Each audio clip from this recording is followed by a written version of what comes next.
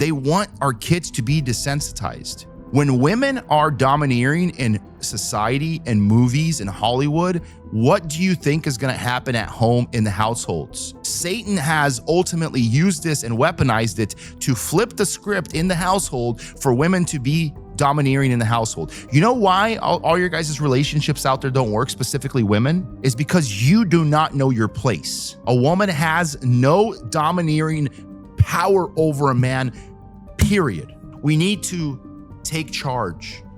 We need to become men again.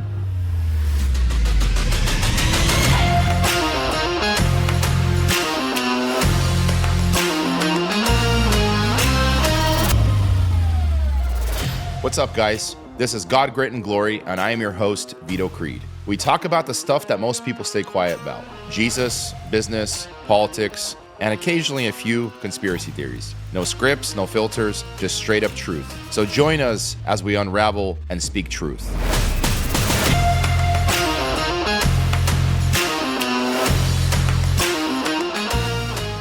Welcome, listeners. This is Vito Creed with God, Grit, and Glory, and we have another episode for you today. So today's Saturday. I think it's a day or two before summer officially starts. Yeah, it's the 20th of June. And I took my kids this afternoon to go watch a movie, right? So I've been talking about this for a while. I've been talking about the fact that they're coming after our children. Nothing's changed. Disney's always doubling down on their pure stupidity because they're honestly because they have no shame.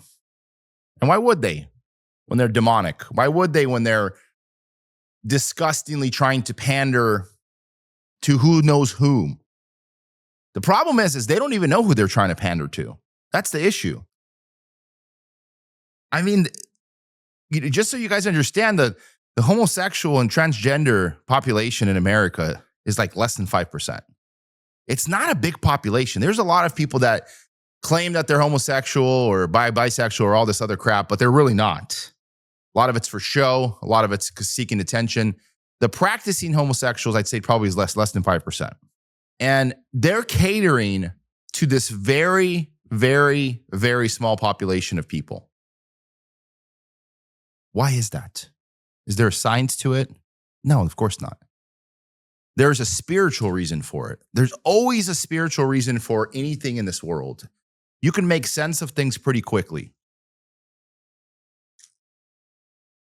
We're going to talk about what they talked about in this movie, Toy Story 5, which, look, I love Toy Story 1 and 2. And I even watched Toy Story 3. But Toy Story 4, even 3 started to kind of go sideways. 4 was complete propaganda. 5, complete and utter trash. Let me tell you why. Well, first of all, I walked into the movie theaters, my 3 children. I mean, they're 7. I have 2 children right now that are actually 7 years old at the same time. Sorry, my apologies. 8, 7, and 5. And so as we walk in, I was actually pretty stumped to see that a majority of the people in the audience were actually old people. We're talking people in their 70s, 60s, and 70s. Yes, I didn't see any children there.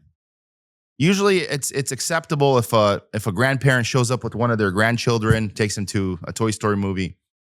It's understandable. I was a little bit disgusted by the fact that there was a whole group of people, old people, taking up 3 rows.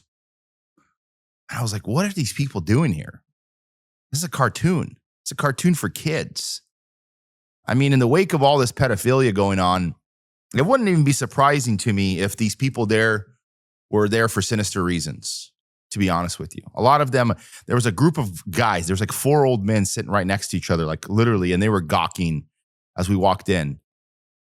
And I was like, I kind of looked disgusted by them, and I turned around and kind of looked at them, and they just sort of did their thing where they pretend they weren't looking at me, kind of shuffled a little bit. And I'm just I might be buying into this a little bit much, but look, if you're over 60 years old, you have absolutely no business being in a Toy Story 5 movie. That's pretty disgusting. There's no reason for that. If you want to watch Toy Story, you watch it like all the other perverts do when it comes out at home by yourself.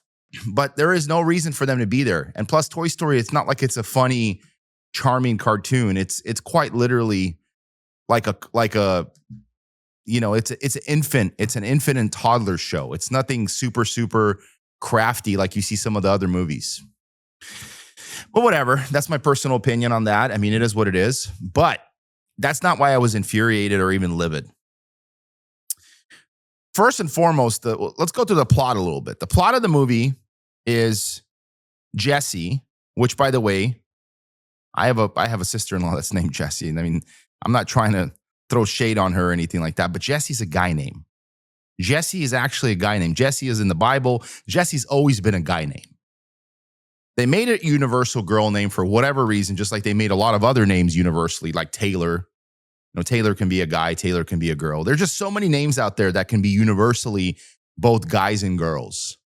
But Jessie, she's the cowgirl in this movie. And it's Jessie with an I. It's not Jessie with a Y, right?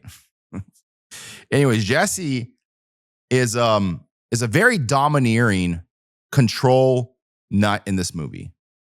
She's on a mission. She's making all these plans and everything like that.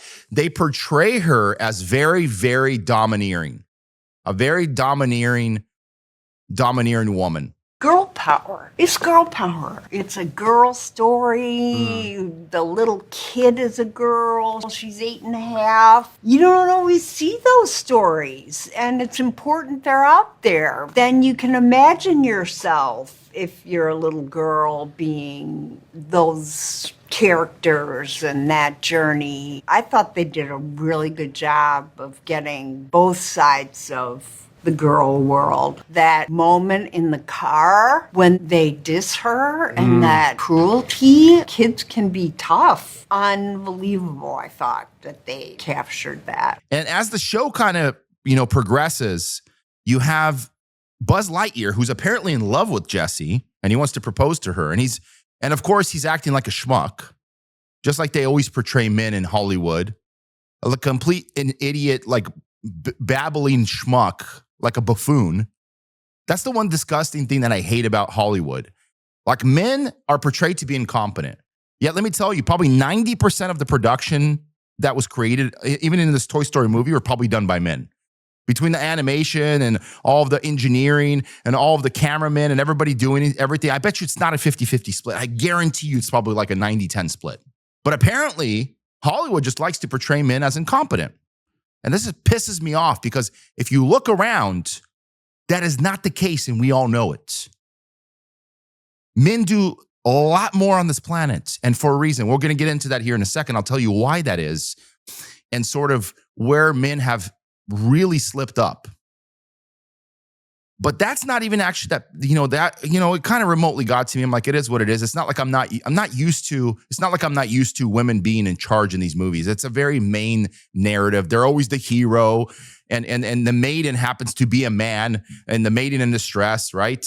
5 times Bo Peep and Woody had the most romantic moments. In Toy Story 1, Bo Peep makes it clear she's into Woody when she pulls him close and tells him, "I'm just a couple of blocks away," hinting at a private moment later. Woody is left flustered. In Toy Story 2, when Woody is freaking out over his lost cowboy hat, Bo reassures him with a playful smirk, telling him, "Look under your boot." She's always been the one to remind him who he really is, making their bond even stronger. In Toy Story 3, before Woody leaves for Sunnyside, Bo is nowhere to be found. The way Woody avoids talking about her disappearance shows how much she meant to him. In Toy Story 4, when Woody and Bo reunite, it's clear their connection never faded. Bo playfully teases him about his loyalty to Andy and Bonnie, but there's an undeniable spark between them. Later in Toy Story 4, Woody makes the biggest decision of his life, choosing Bo over staying with Bonnie. When he looks back at Buzz, they share a silent goodbye, and Woody officially stays with Bo, proving that their love story was always meant to be.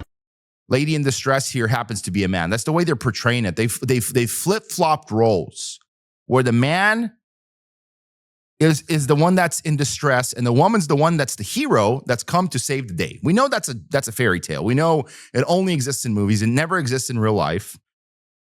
Women couldn't do anything to save themselves, let alone save a man. And what's interesting, he's this baffling fool Buzz Lightyear in this movie, and he can't really speak for himself. Doesn't really have a voice. And he's like stumbling and all these things. And as the movie progresses, she's obviously the main character in this movie, and she's going back and forth. I'm not going to give away too much of the details in case you guys want to watch this crap. And all of a sudden, then Woody shows up too, and everybody knows Woody. He's the lovable character of the first and second and all of them, but mainly the first and second. He was the main character, and he shows up in wearing a poncho.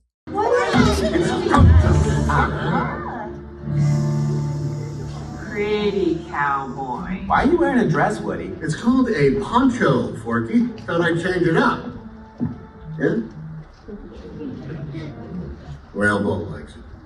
It's good to be back.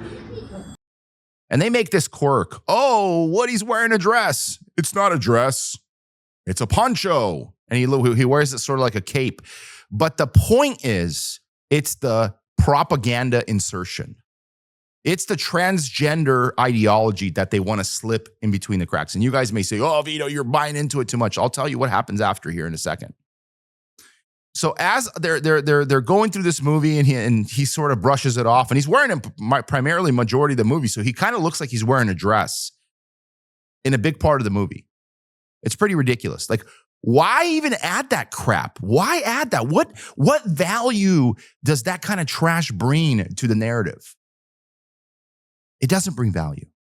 All it is desensitization. They want to desensitize you.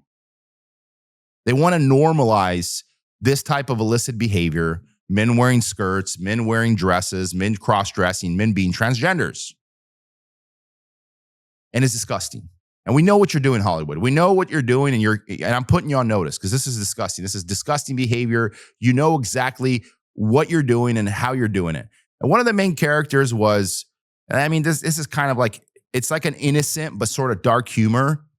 There was this toy where it's a potty training toy, and it teaches you how to basically do hygiene. And he's making basically jokes and jokes the whole time. Sorry for my language. I'm being just completely transparent. That's the stuff he's saying. And there's little emojis of poop there, and they're making these quirks. And although it's sort of innocent, they stuck a little bit of dark humor in there, which is whatever. I mean, I can't be too mad at this, Hollywood. Those kind of jokes I can sort of overlook. But as the story progresses,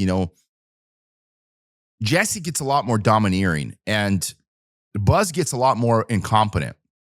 And she has to come and save the day and everything. Like, she's saving everybody, apparently. And he goes and tries to say something to her about marrying, and he can't. And she kisses him. You're stuck with me, and da da da da. We're here forever. And then they have this portrayal of them having a wedding ceremony, and he's literally wearing a kilt. He's wearing a kilt because they're obviously not going to put a dress on a man because of the backlash they would get. So they sort of tracked lightly, and they went in here and they added a kilt, right? Like a Scotchman's kilt. Like, really? Like, we know what you're doing. We know what you're doing. It's pretty disgusting. Like, why the flip are you guys doing this trash? It's disgusting. And of course, Buzz is the one walking down the aisle while she's standing on the stage as a groomsman, and he's the bride.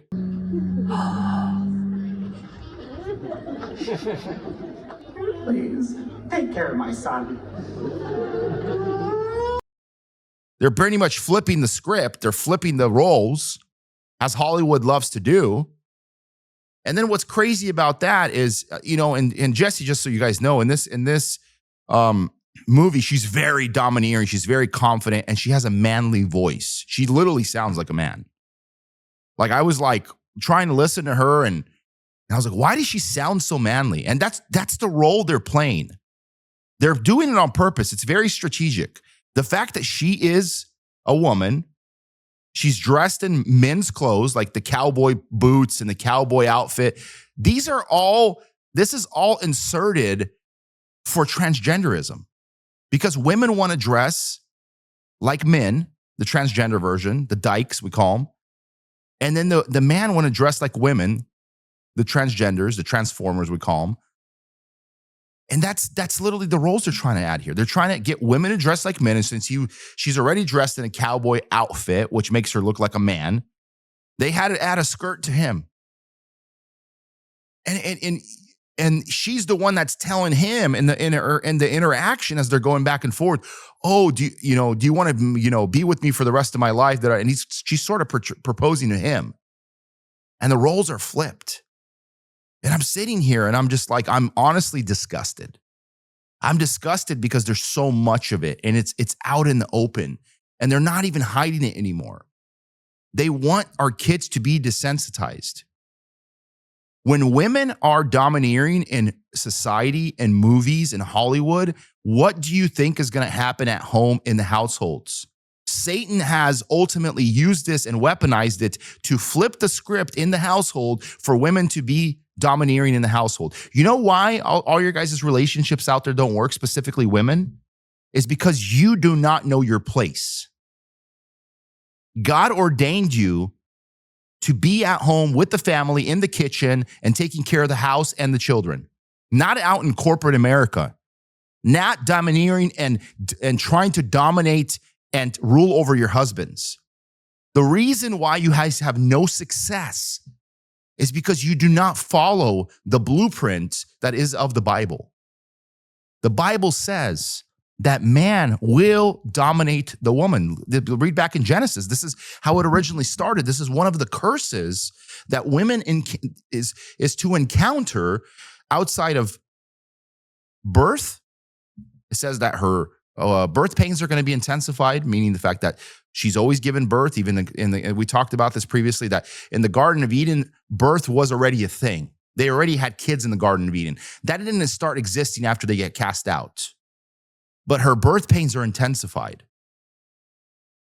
And her role was, man is to rule and have dominion over you. Now, people will argue and say, oh, they were 50-50 in the Garden of Eden, and therefore, no, and no. Don't try to stick crap where it doesn't belong. There is no assumptions. We know what assumptions are. You make an ass out of you and me if you read the acronym assumption. Assume. To assume is you make an ass out of you and me. Man was never a 50-50 split with anybody. There is no such thing as 50-50 in this world, guys. There is absolutely no such thing.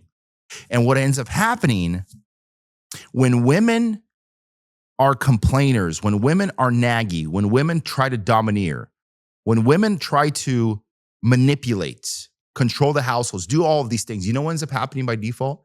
They wear out their men. They tear them down. They tear them down emotionally. They tear them down mentally. They tear them down physically. Men are spent. You know how many conversations I've had with men over the last 2 decades about, the ones that got into early relationships and had kids almost immediately out of high school, and all the way up until, now where guys are just getting married in the last 5 years and having kids and realizing that their women are uncontrollable. Their women are toxic. Their women are master manipulators. Their women will take advantage of any situation, no matter what it is, to get their way. After standing for Hitler, I was like, how much further can he go? So tell me, how much further can he go? I missed it.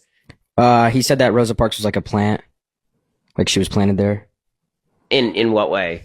Like of the Jews, or like no, like when like to create chaos. Yeah, like the whole situation on the bus. Racial was like, divide. that was okay. So I mean, I assume that he's garbling the actually fairly cool story of Rosa Parks, right? Which is that the NAACP had in fact recruited her for like in advance, and they said she'll be an ideal plaintiff, and they'd actually said, go sit on the bus in this particular place, and then we'll have the lawsuit against the bus line. So that, I mean, that's true. I don't know what he actually said. It is true that was not, it wasn't like she spontaneously sat down on the bus and then they sued but that doesn't take away from her story. In fact, I think it makes it a cooler story. I think it's cool that they actually were like, okay, we're going to plan this out. We're going to get a good basis for a lawsuit. Rosa Parks is an attractive face for the plaintiff and do it. Like, why is that? And the problem is men, obviously they are to blame, but not even in this recent culture. The problem is this is sort of something that's been And I blame the fathers of these women. I blame the fathers. You disgusting men. You have raised useless women, useless girls, burdens to society. I blame you. For all the men out there that are raising women, shame on you. You did not instill real values. You instilled this propaganda bullshit about 50-50 roles that now somehow don't construct properly in the household. They don't make up the proper chemistry. You can't raise a household when dad is saying this over here and mom is trying to basically combat him and talk over him and belittle him and insult him in front of the kids. They do not know who to turn to. And what ends up happening is they turn to nobody. They have no dominance over them either. It is extremely illogical for a woman to assume that she's going to raise good kids when her dominance exists over her own husband. That doesn't make sense. The trickle-down economics doesn't work that way. You can't expect to walk into a role with the husband and for this to exist. And this literally, it sprinkles out everywhere. I mean, by the words of Solomon, and in Proverbs, he talks about this. When a woman is nagging, she will destroy and dismantle the household, and everything in there gets destroyed. All the success, both current and future. And let me elaborate on that. Let me explain to you what that means. A husband comes back from work, worked an 8-hour shift, or God forbid, a 12-hour shift. Obviously, he's spent. His energy is gone. Probably doesn't have enough mental capacity to walk in and deal with screaming children and a crazy wife, but he has to. So he walks in. His wife is like, "Where were you? You should have been here an hour ago. I'm losing my mind with these kids." And she starts going on this rampage. And he's like, "Hi, honey. Nice to see you too. Where's my dinner?" "Are you kidding me? You want me to make you dinner too? I've been here all day with these kids. It's your turn." And she drops the kids on him and walks into the bedroom, slams the door, and gets on her phone, either gossiping with her girlfriends, plans a trip to take off, or gets in her car and leaves, or just sits there on social media. It's usually one of the three. She leaves the house. She drops everything on the husband. She gets on her phone to gossip with her girlfriends about how difficult her life is, or she gets on social media and completely disconnects for the entire family. This is a very, very, very common theme in a quote unquote nuclear family. And it's pretty disgusting because this is not the way things should be, right? This is not the way things should be. And women are going to say, "Well, you try to take care of the kids." Listen, woman, first of all, this is not about what you feel and think. This is about what the scripture teaches. You have no right to, first of all, domineer or command your man around, disrespect him in front of your children, do any of these things. Now, look, we're human. Periodically, we have very, very, very bad days or something happened traumatic in our lives and things slip. I'm not going to say that, nobody should be forgiven. We are called as Christians to forgive and forgive. Now, there's a difference between something slipping between the cracks and it becoming literally a everyday regular practice. There's a huge difference. And as the man sees this over and over again, he comes home, his wife doesn't want to welcome him. She attacks him. Like, woman, what are you doing? He just spent the last 10 hours. And by the way, it's never going to be 8 hours. He wakes up in the morning. By the time he gets dressed, by the time he brushes his teeth, by the time he drives to work, all the preparation to get to work usually takes about half an hour minimum to about 1.5 hours, if not 2 hours, if it's a far drive. So there's a 2-hour window. No job's going to let you work for less than 8 hours. So it's 2 hours, 8 hours, 2 hours. He has to stop by, get groceries, or he has to, drive home. Minimum, he's working about 10 to 12 hours a day. Minimum, he's working 10 to 12 hours a day. And then he walks in, and instead of being welcomed, he has to listen to your bull. He has to listen to your attacks, your domineering attacks on him.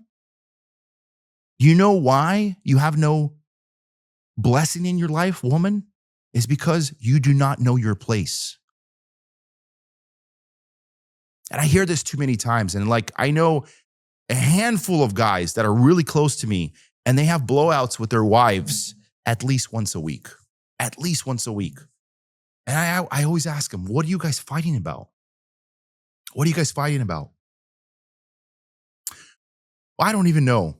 Well, how do they start? Well, usually I get home, my wife starts lashing out at me about this or that, or nagging me or this or that.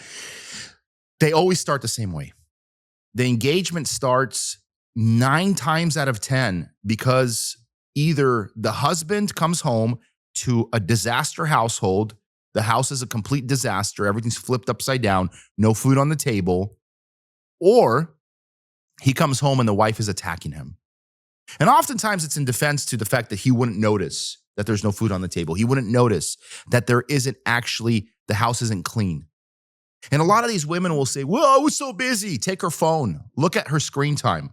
I can guarantee you out of the 10 hours that you were at work, driving and working and coming back, she probably more than half that time was on her phone. More. Usually it's about 6 to 8 hours out of that 10 hours that you were gone. It's not usually an hour. Now, if she's on her phone only an hour, or maybe she's doing something else like watching TV or sunbathing or doing her nails or gossiping on the phone with one of her friends or whatever, or on her computer or on her iPad. But she's going to do something that is going to eat up her time, and she's going to be completely unproductive. Completely. She's going to be useless. This is disgusting. This is unacceptable behavior. And then they could have the audacity to complain about, oh, you don't make enough money. You don't do anything. Oh, my life's so hard. Even there are women out there these days that not only do they not take care of the household and complain about the kids, they don't cook. They don't cook. If a woman does not cook, she might as well be dead. You are completely useless. You are an abomination to this world, in my opinion. If a woman cannot cook and provide for her kids and her husband, which, by the way, the husband comes first. Traditionally, when a husband sat at the table, he would be served by his wife, and the kids would be served after. And a lot of people might be listening and say, Vito, you're so old-fashioned, or you're sexist, or you're so extreme. I'm not. This is normal behavior. Biblically sound doctrine teaches this.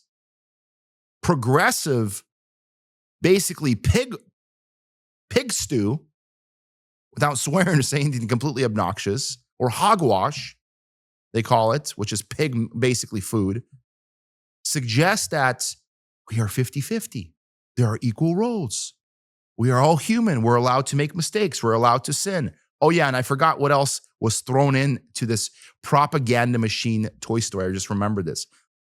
As Buzz is on the altar with Jesse, and of course this is all product placement because Jesse is a man, Buzz is a man. So Buzz and Jesse get married. That sounds like 2 men getting married, right? He looks like a man. If you cut out the sound, it would look on screen because she doesn't even have really long hair that make her look voluptuous. And of course, Buzz rides up on a horse that is tutti frutti, basically all the colors of the rainbow. And it's a guy horse that's pink with long hair. It's disgusting. This is literally disgusting. This is the world we live in. But anyways, as they're having this conversation on stage, some basically dinosaur, which is a woman, basically intervenes into the wedding and says, I thought we were married. We are married. And they make this comment. That was a different time and a different place. And these are new times and new places. Like, I kind of almost fell out of my seat. So now they're propagandizing divorce and infidelity. And it's okay for people to leave marriages if they're not happy. This is the kind of crap they're spoon feeding you guys. I am not surprised that women are like this. They watch this stuff and they become basically immune to the realities, which is truth, immune to the realities, which is scripture. And they think this is normal. I ran into a buddy. I mentioned this. I ran into a buddy yesterday. I already talked about this in my previous podcast. I'm going to sort of expand on this. And I told him, I am compelled to confront you about this. You need to take dominance over your household. As God is my witness, I said, this is the words of the scriptures. You are to take dominance over your household. Men, you are to take dominance over your household. We are called to do this. If your woman controls you and you try to avoid conflict, and so your reason is I'd rather get some sex, lack of better description here. So just because I choose sex over what's right, I rather compromise on what the scripture teaches. I rather compromise on my integrity. I rather compromise on the nuclear structure. I rather compromise on the entire design of God and allow her to get her way than to be conflicted, to be bothered. Because look, sometimes and oftentimes, when you have to restructure a marriage or set boundaries or set rules, it is uncomfortable. Look, I'm going to tell you guys something. Disciplining children is not easy. And quite frankly, disciplining or being disciplined, I should say, in a relationship is also not easy. You guys have to work. I know you guys are lazy. You don't want to work. You don't want to put in the work because guess what? It's going to require some hard conversations. It's going to require you to put your foot down. It's going to require you to say no to these people, to this wife specifically. No, I'm not buying you a brand new car. We can't afford it. No, you can't have 20 new dresses. No, you can't spend $5,000 on Amazon this month. You know, I had this conversation with my wife, and there was one point where things were getting out of hand, and she was buying a lot of crap on Amazon, a lot. And when I say a lot, I mean literally a lot. And do we need all of it? Of course not. And look, I'm guilty as charged. I buy a lot of crap too. But a lot of times the stuff that I buy primarily is stuff for the house. Stuff for the house, stuff that we need around the house. Like you need this, you need that, you need this. And she'll buy cute things, for our kids. Oh, this would look cute in the room. I did it. And she'll buy a bunch of useless crap. And I finally had to cut her off. And I said, you know what? Sorry. You want to buy something, you send me a link and I'll buy it for you. And most of the time she'll send it to me and then she's just like, oh, it's too much work to send to you. And I'm like, are you kidding me? It's too much work to send me a link. It's not that it's too much work. She doesn't want to ask permission. She doesn't want to have a gatekeeper on her decisions in life. The thing is we live in a world where they have lied to us and created this illusion that we, for whatever reason, have the rights to do whatever we want. And let me tell you something. Although I may have certain rights to go and come and go as I please, in the eyes of God, I have no right to do anything I want. So the biggest mistake that is made by women is they assume that we will do whatever we want when we are domineering, or I should say dominant over our women. That is a fallacy. Or they'll say stuff like, he doesn't deserve respect because he doesn't respect me, or he doesn't deserve respect because he doesn't love me, or he doesn't deserve respect because he doesn't take care of me. They're going to think of a million reasons for it. But this is what the Bible teaches, that a woman will want to resist this dominance because of her sin. And this is why man has so much more dominance in our entire existence. And let me explain to you what that means. There's a reason why men are more successful at everything they do. They are better at sports, quite frankly, because of their sheer strength and their stability and their coordination. They're more athletic. Let's be honest here. They're stronger, they're more athletic, so they do well. So when you bring in girls into women's sports or vice versa, actually this one's worse. When you bring men into women's sports, of course the men are going to win. Of course the one that has the balls is going to domineer over the ones that has the boobs. Let's be honest here. It's not a secret. You can transform all of the gender lines. You can dilute all of the gender realities, but it doesn't matter. The science and the reality still exists. Men are more dominant. Men are superior in a lot of aspects when it comes to a lot of things in this world. They are better at architecture and engineering and design and a lot of things that require coordination and headspace and intellect. This entire infrastructure, by the way, the AI infrastructure was designed by men. There was not a single woman that had her hands in the design of one of the most powerful engines on the planet. And some people will say, well, I wouldn't brag about that. It's going to kill society. I mean, you may be right. There's a reason why Jesus chose 12 apostles and he didn't choose a single woman apostle. Somebody will say, oh, there's followers that followed him that were women. Yeah, that's speculative. But there's a reason for this, because this is design. It's by design.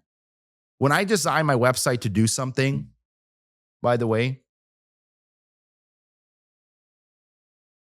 I expect it to do that.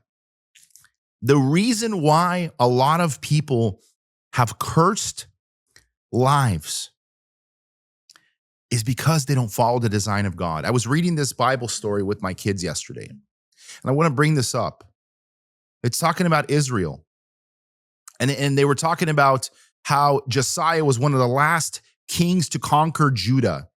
And he was one of the last kings. He was only 8 years old when he got throned as the king. And he reigned for 8 years, and he was a good king. And then he went into battle, and eventually he was killed. Eventually he lost his way and he was killed. What's interesting is he was one of the greatest last rulers of Israel.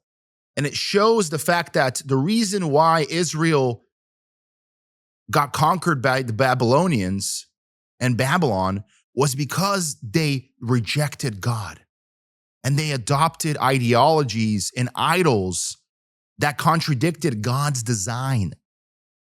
They wanted their own design. This is sort of the same transition when people chose kings over prophets and they said, we want a king to rule over us. And God's like, really? Be my guest. Here you are. And he understood the fact. Let me explain to you the contrast between a prophet and a king. A prophet cannot do something on his own accord. Everything is all ordained by God Almighty. A man, on the other hand, we know this. King Saul was one of the first kings to ever rule. And we learned really quick that when you give somebody the authority, what eventually will happen is that authority will slip away from him and he will become extremely, extremely domineering and extremely tyrannical, very evil and very, very self-involved and very arrogant, huge ego on him. This is to be expected because we as humans are flawed, especially without the intervention of the Holy Spirit. We literally don't stand a chance on this earth. We don't. And Solomon was even worse than him. He was a womanizer, and he was extremely mean and wicked to his people. He drove them into the ground. He made them, build the craziest things on the planet, all for his own glory, not for God's glory. Of course, he built the temple, where he did dedicate some of his energy and time and resources to God by building the temple. But I think he built the temple primarily because it was a prophecy. And it was a prophecy given to David that his sons were going to build the temple. God was just fulfilling his prophecy. But let me tell you something. This is a very, very sensitive subject because the roles being flipped in our society is one of the most problematic roles on this planet. When you have a society that is dysfunctional, when you have a society that doesn't know how to properly construct itself, you have tyranny, you have chaos, you have massive dysphoria, you have massive dysfunction. Things just simply don't fall into their places. They fall apart, they collapse. And this is because of sin, and this is also because of our sheer laziness, our complacency. We become passive. We allow people to get away with this. Like, remember that honeymoon stage when you get married with your wife and you're like, oh, it's okay, honey, I'll take care of it. It's okay, honey, I'll do it. Oh, don't worry, don't worry. She screams at you. You put your head down, you walk away, you don't say anything. She does it again, you do the same thing, and I do it out of love. No, you do it out of not having a spine. You do it out of wanting to have sex. You do it out of not having the gall to stand up to somebody that you domineer over. A woman has no domineering power over a man, period. Period. Now, many of you will say, well, when you think like that, Vito, that means you must be very, very aggressive with your wife and you must, basically she's your slave. I'm like, nah, look. My wife still has the autonomy to do as she wants. I most of the time I let her make a decision. I was like, but let me tell you something. You make a decision and it's the wrong decision, I'm not going to help you. I'm not going to help you financially. I'm not going to help you physically. I'm not going to help you with anything. The decision ultimately, if you dig your own grave and you create your own problems, don't expect somebody to come out and help you. My mindset is I am looking out for your best interest. And most men are, by the way. When a man controls a household and he truly controls it, he's not getting manipulated. There is no sass. There is no back talk. There isn't any aggression coming from his wife or undermining him. But she truly does respect him, and she, basically elevates him in the household. The household will be extremely successful because that which God has designed man to do is to thrive. First of all, from a common sense standpoint, he's going to be more successful because guess what? She's not eating him mentally. She's not wearing him down physically or mentally or spiritually. She's not hindering his prayer. He's able to lead the family. Guess what? He's going to be more productive at work. He's going to be more productive in potentially finding more opportunities to provide for the family. But he's also going to be more happy, and he's going to be willing to do God's work. This is one of the most important parts of our existence. Yes, we can exist. Yes, we can do our everyday things, go to school, take our kids to school, work, blah, blah, blah, blah, blah, blah, blah, periodically go out, go to the beach, go to the lake, have some dinner, whatever. All of that is frivolous crap. It means absolutely nothing. It brings no real actual value to anything other than yourself. That is not our calling on this earth. Our calling is greater. Our calling is to sacrifice our time, to sacrifice our energy, our resources, whatever we can do for building God's kingdom and ultimately the Great Commission. That is our calling. If somebody constantly is spending us and exhausting us, that is impossible to get to. And I will tell you this through experience. My dad, one of the most prolific preachers. He was also a conductor in his own band, his own orchestra, I should say, in Russia, Ukraine, since he was 12 years old. They used to actually drive around the Ukraine, and they would actually perform at a lot of these churches in different cities and different towns. And then he would preach and do all these things. And he did this up until he was about 27 years old. And then he met my mom, and she destroyed him. She destroyed him from within. It was brick by brick. It was comment by comment. It was refusal by refusal. It was no by no, saying, I don't want that. You shouldn't do that. I don't allow you to. I forbid you to do that, blah, blah, blah. And she, being the oldest of her household with 8 kids, thought that she can walk into another relationship where she's going to domineer just like she did with her own siblings. Being as her dad was an alcoholic for 40 plus years, he wasn't usually around, so it required her to take the role, take the responsibility, and raise the children. So her entire life, she spent watching out for the kids, watching out and raising the children and helping her mom raise the kids. Being the eldest of 8 siblings, 7 other siblings and her being the 8th. It's a big duty. It's a big responsibility to deal with that.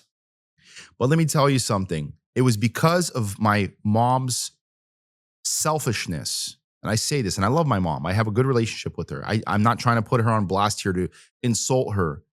She is one of the many women that are responsible for our society's agenda, because they think that they're not harming anybody directly, but they are indirectly. Because what ends up happening is the boys, the girls raised in that household, they get the wrong idea. They don't know how to act. They don't know how to treat their spouses. They don't know how to run a household. They don't know how they're supposed to be in front of God. They don't know their roles. They are confused.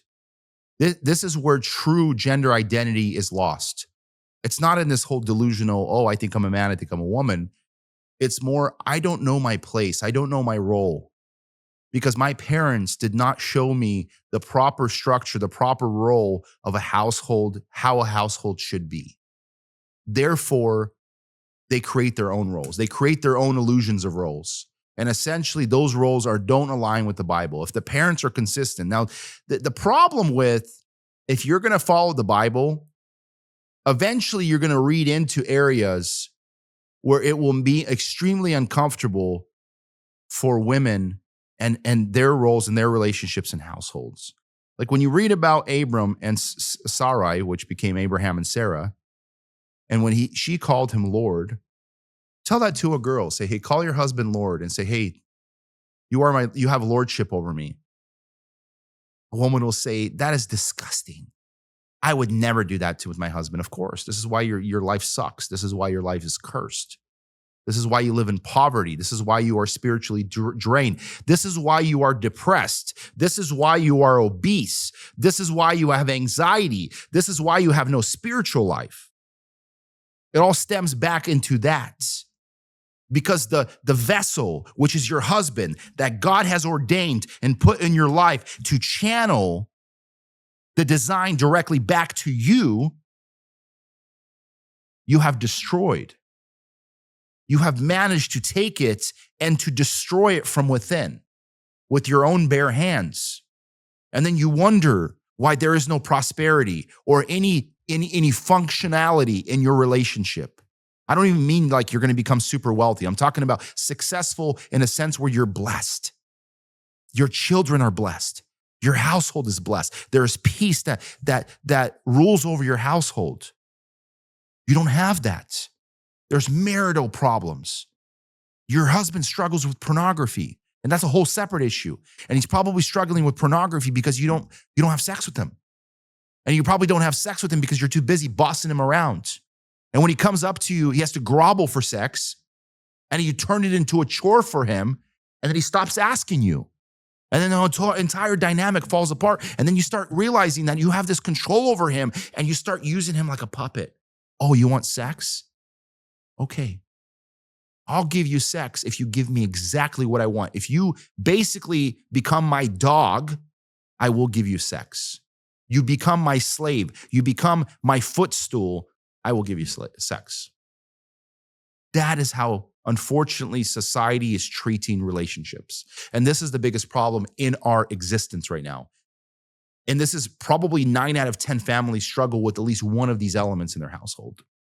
When you call God into the presence of your relationships, when you call God into the presence of your home, when you raise your kids as such, to be strong, to be God-fearing, to understand the difference between right and wrong, to understand what hard work is, to understand what rewards are and what consequences are, they will see God in the same fashion. They will see God as something divine, as something supernatural, as something mysterious, but also something they crave and need in their life and hearts.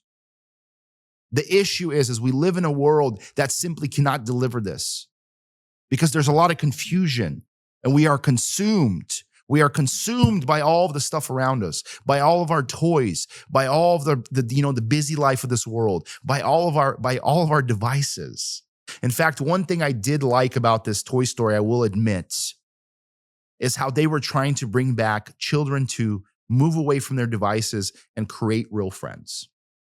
This is a real problem because you have these kids, they call them the iPad kids, where they just give them a screen and say, hey, enjoy yourself, while the parents frolic around. They go to dinners and movies and bars and whatever, strip clubs or whatever the extreme stuff is done by some of these disgusting parents that don't give a crap about their kids. And their kids get drawn to these screens. And in this cartoon, Toy Story 5, they were saying how between the Toy Story 1 and how these toys were getting old and they were calling themselves ancient. And a new era has come, and it's called the iPad era. It's called the messenger era. It's called the telephone era, where kids are the ones that are actually meeting people online. They're not doing these regular, let's go hang out, play with toys outside on the playground and do all these things, because that's kind of ancient.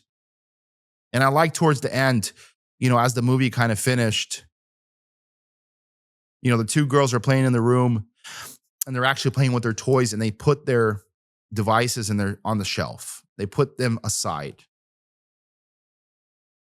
I do love that part. That part teaches us to understand the fact that bonding and real relationships with human beings is a lot more important in the way God intended it by design than to meet people through social media, to meet people through Tinder and all of these pretty vile ways of hooking up online.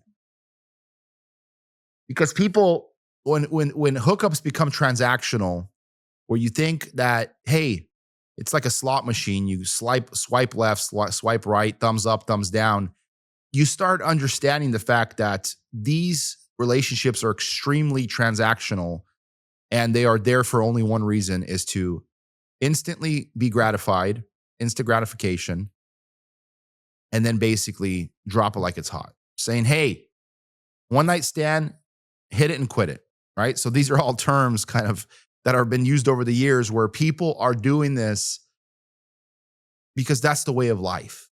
And they're ignoring the substance. They're ignoring the relational part. They're ignoring the investment part. They're ignoring the work, the hard work that every relationship asks for. Now, let me tell you something. It's not easy building a healthy relationship with a spouse where you put God in the middle. I'm going to tell you, you're going to try 77 times and fail 77 times until maybe on the 78th time, you're going to get it. And then you'll fail on the 79th and you're going to get it on the 80th. The reason I say that is because it's not like you're going to always hit a homer. It's not like you're always going to be, everything's going to go perfect. For people to realize that, you have to be extremely, extremely naive. We as humans are obviously, we're made of chemistry, right? We're made of all sorts of gases and liquids, and we are walking chemistry. Sometimes that chemistry gets imbalanced. We can be mad because we didn't get enough sleep. We can be mad because we didn't eat. But there's a difference between being hormonal because of lack of sleep and not eating, or something just bothering us, or just us being like that all the time, right? Us making it a habit of being a vile human being, being a person that nobody wants to be around. Don't invest into being a person nobody wants to be around. Because if you're that toxic individual that nobody wants to be around ever, let me tell you something. You're probably not going to heaven, bud. You are probably not going to heaven. God is not going to invite you into a place where you don't understand something as simple as love. Something as simple as sacrifice. Something as simple as keeping your mouth shut. We can't have it our way all the time. And even for men, sometimes just out of sheer love for our wives, we can compromise. But we have to understand that there's a difference between sacrificing and compromising. Let me rephrase that. We shouldn't compromise. We should sacrifice. There's a difference between sacrifice and compromise. When we compromise ourselves, we compromise our entire integrity and existence and structure and so forth. When we sacrifice, we're saying, you know what? I'm going to be sacrificial right now. I'm going to do this for the greater good. And then you sacrifice whatever it is. Sometimes our wives need to be wooed. That means flowers, dinner and a movie. They need to see the fact that we are capable of apologizing when we're wrong. They need to even sometimes see us approaching them when they don't deserve to be approached. Because oftentimes women are wrong, and you will never get any kind of reaction out of them. They're going to ignore it. But there is an absolute difference between that and them completely and utterly manipulating you and taking advantage of you. And it's getting to the point where men have sort of checked out. They're either not getting into these relationships whatsoever, and women are slowly becoming more and more and more and more single. I seen this thing on social media the other day that in the next 5 years, we are going to see more single women than ever in the history of humankind. Because the design that they've served, the blueprints that they've served our nation, our young women, is full of lies. It's full of holes. It promises these unicorns and rainbows, and it says, you don't need a man. You could become a career woman, go to school, do this, go do that. And by the time a woman realizes that she doesn't like that or she doesn't want that, it's too late. But not also that, but she's usually so set in her ways of toxic feminism and toxic femininity that she cannot work under somebody. She cannot be subject by anybody. In other words, she's not going to submit herself to anybody. Because I am my own woman, she'll say. I don't submit to any man. And that's the problem. And that's the problem. So problems exist at every corner.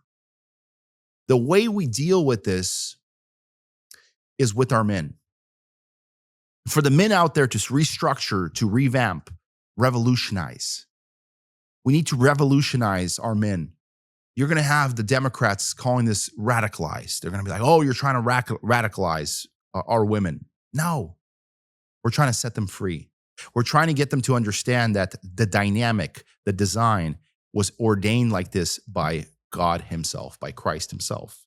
This is the infrastructure that we need for a successful blueprint for things to work properly. And I say this because, look, I'm very constructive. I like construction. I'm very technical. I'm very rational. I do a lot of things. I mean, I'm working on this 3D printer thing right now. It's a new fad, for our family here. I bought it for my kids. Then let me tell you something. It's very interesting because you deal with the printer and you're like, what's so complicated about it? You'd be surprised.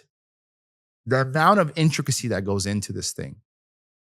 I mean, I sort of look at this and there's some metaphors here, allegories here where I could compare it to the way Christ designs us. Everything's done with such precision, with such quality. Let me explain to you what I mean by this. Like even the printer yesterday, I started printing and for whatever reason, it started to spool up and my design got ruined. And I sat there and I did it a second time and did the same thing. And little did I know that my floor in my garage had slightly a slope in it. So therefore, the printer was, I want to say, about a quarter inch out of level. And because of this quarter inch, it was literally causing the design to fall over and it would literally start to fail. And I apologize. I don't even think it was a quarter. I think it was about 1/8 of an inch. But the point is that 1/8 of an inch was enough for when it spins it, the thing topples over. It needs to be 100% parallel. It needs to stand upright.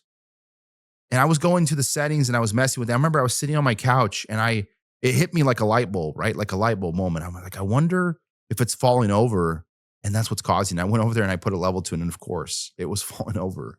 I was like, wow, that's crazy.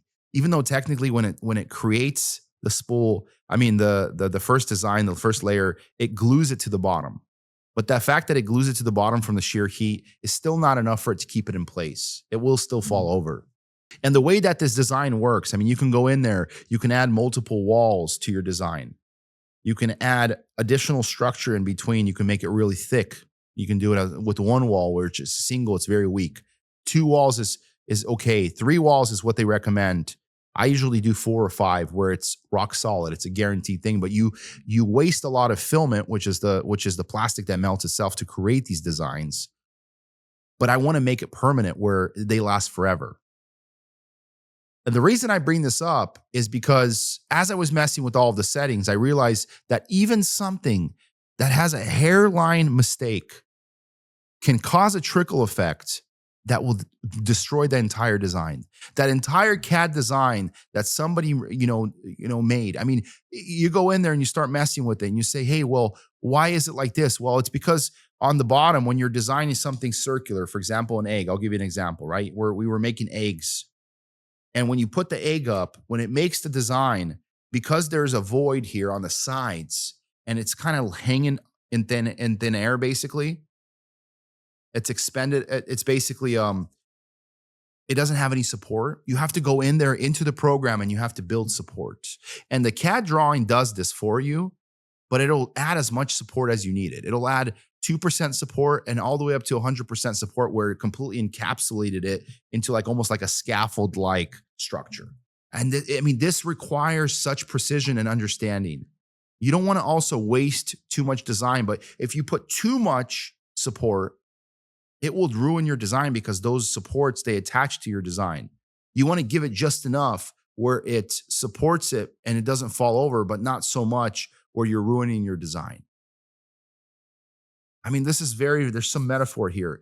God has designed things so perfectly. Even if you take this element, which seems for a lot of women is not a big deal. Oh, what is it? Like, I don't have to submit to my husband. I don't have to listen to men.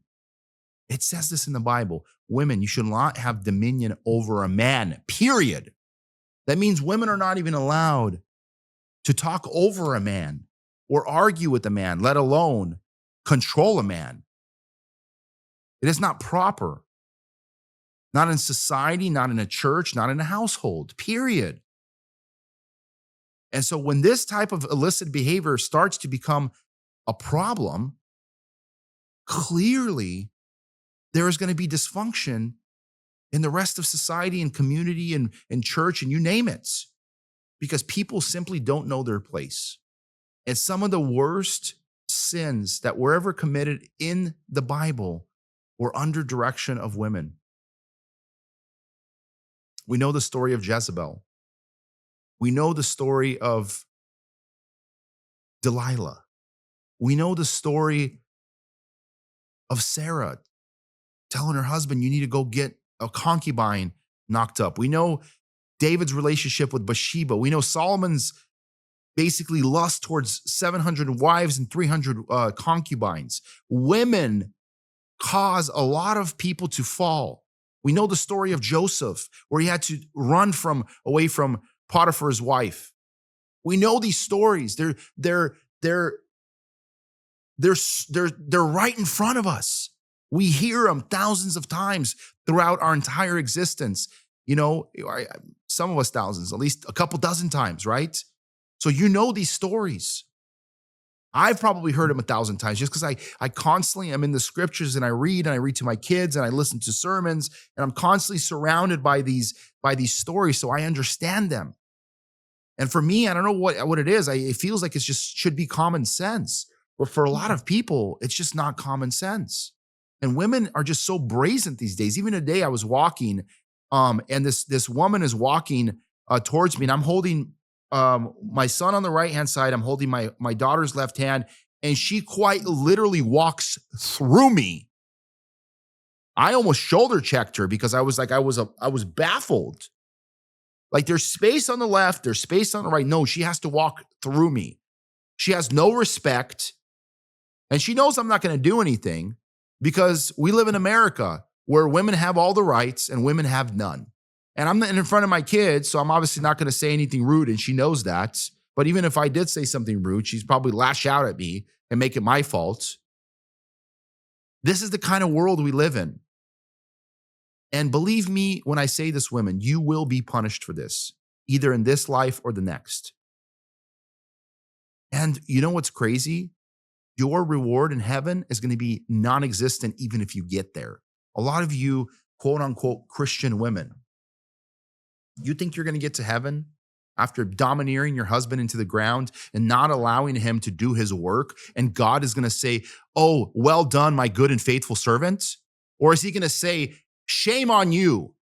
You didn't let your husband do what I wanted him to do. You didn't let your husband thrive. Therefore, the kids couldn't be my messengers. You got in the way of what I called him to do because of your selfish desires and your selfish needs. That is what's going to be said to you, to your face. And a lot of you guys are under the illusion that it's going to be, oh, good job, my good and faithful servants.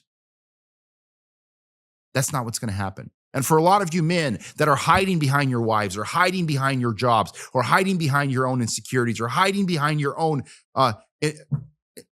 incompetence, I should say.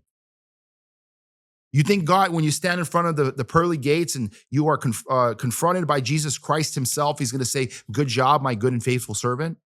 Or is he going to say, shame on you that you didn't take control. Shame on you that you hid behind your wife. Shame on you that you were passive and complacent.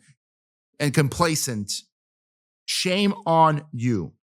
We need to take charge. We need to become men again.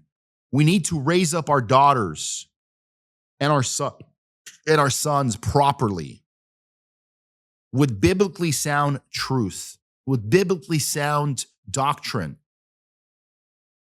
with the proper design and the proper intentions that God had from the inception, from the beginning of time. And I know that's difficult for a lot of people to comprehend because they're like, well, you know, it's work. Yes, all of this is work. Even doing this podcast for you guys is work. I mean, I have to build a studio.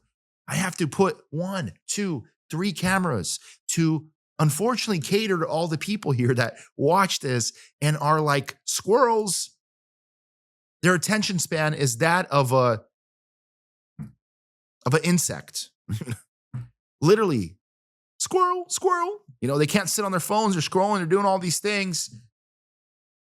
I have to then take all of this content. I have to download it on my computer, which, by the way, sounds like it's nothing, but it takes a lot of time. It then has to go to my editor. Then my editor has to edit everything out. Then my editor sends back the videos that gets uploaded to a cloud. That cloud is extremely expensive because these videos are ginormous. Some of these videos are like 50 to 100 gigs, just one video. And there's 3 cameras. Imagine that could be potentially 300 gigs for one video. That's almost a third of a terabyte because of the size of these videos, because they're ran in 4K. And then after that, what ends up happening is then it goes to my producer, and then my producer posts it on Spotify, which then gets distributed to iHeartRadio and several other, outlets. But what's interesting about all of this, after all of this is done, I still have to go then share it on Rumble and YouTube and social media. And then I have to get my strategist involved and say, how do we, improve this distribution network and so forth. We even built an app where then we have to go, and I spent, thousands of dollars producing this app so then everything could be all in one place, because it's becoming so difficult to get my content out there freely and for stuff to load properly and for stuff to be stored properly because of its sheer size. So don't sit here and tell me, and I do this as a hobby. I make no money from this. I do this because it's a labor of love. It's a labor of love to educate, to talk to you guys, to try to raise up men, to try to talk all of you men into some rational common sense. So don't complain about, oh, I have no headspace. I have no time. I have no energy. I have no willingness. I have no motivation. I have no this. I have no that. Of course not. And oftentimes you have not because you ask not. Pray that God gives you the desire to pursue what he wants for you.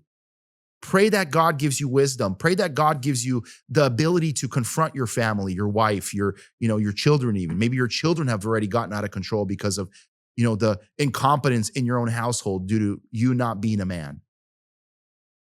A lot of this can be changed with the help of God and the help of us being consistent and persistent and not giving up. So thank you guys for tuning in. This is Vito Creed with God, Grit, and Glory, and we have another episode for you guys tomorrow. Right now, I just wanted to share this because this is what is happening to our society. Our society is being gobbled up by this googly gawk crap, this propaganda machine. And then you get dysfunctional families because of this propaganda machine. So thank you. This is Vito Creed, and we're out.